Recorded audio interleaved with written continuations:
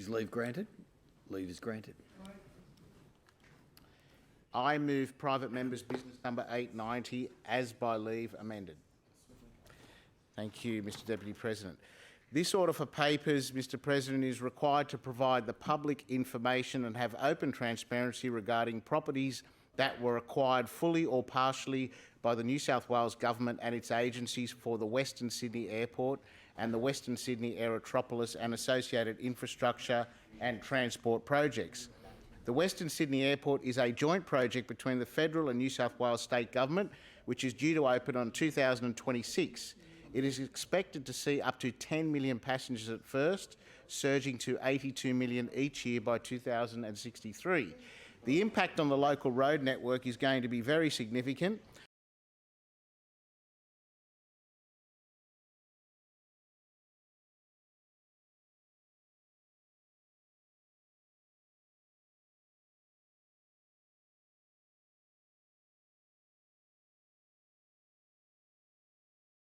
Australia, with no fuel pipeline constructed, 65B double fuel tankers will be required to ship in fuel every day when the airport first opens. Extensive upgrades to the Northern Road were necessary to ensure traffic didn't come to a standstill east of the airport. The M12 is critical to ensure the road network is not clogged, yet it is already 2 years behind schedule. Western Sydney Airport and the Western Sydney Aerotropolis and the associated infrastructure to support these projects required a significant portion of land to be purchased by both the state and federal governments. We recently learned that the Liberal and National Federal Government misused taxpayers' money to pay over $30 million for land for the Western Sydney Airport. A later valuation determined it was only $3 million. The AFP are investigating, and the Auditor General's report said that the appropriate due diligence for the purpose was not adhered to. The land was bought for the purpose of building a third runway from the Leppington Pastoral Company, which is controlled by the Perich brothers, who have donated $176,000 to the Liberal Party since 2002. This is a completely scandalous situation, and this SO52 is extremely important as we require the complete details regarding any property acquisitions made by the state government for the Western Sydney Airport and the Aerotropolis.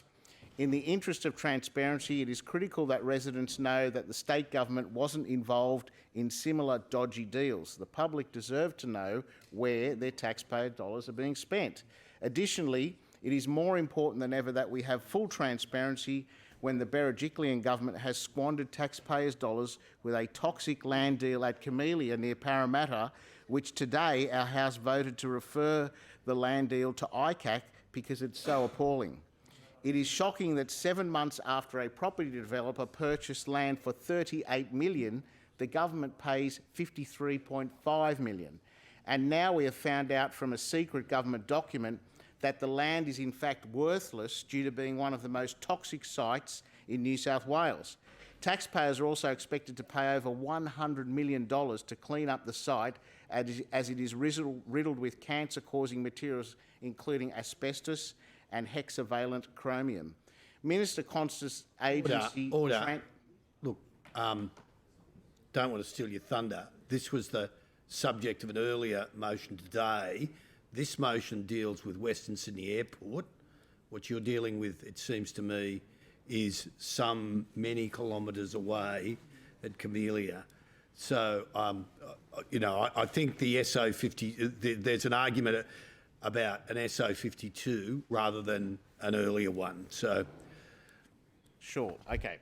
It is therefore not unreasonable, given this government's incompetence, to ask the government and agencies such as Transport for New South Wales to provide full transparency and around property acquisitions related to the Western Sydney Airport and related infrastructure.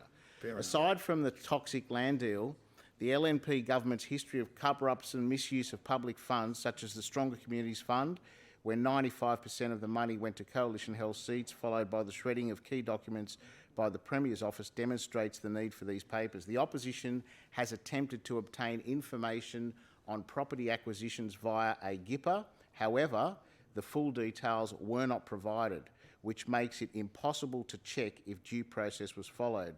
It is deeply concerning that all of the facts were not supplied and without full transparency.